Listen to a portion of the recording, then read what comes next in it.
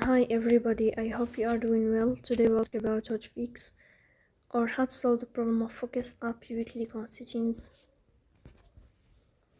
Here in this page we click on apps, default apps, app settings. In this list you will search about focus app and you will click here in this page.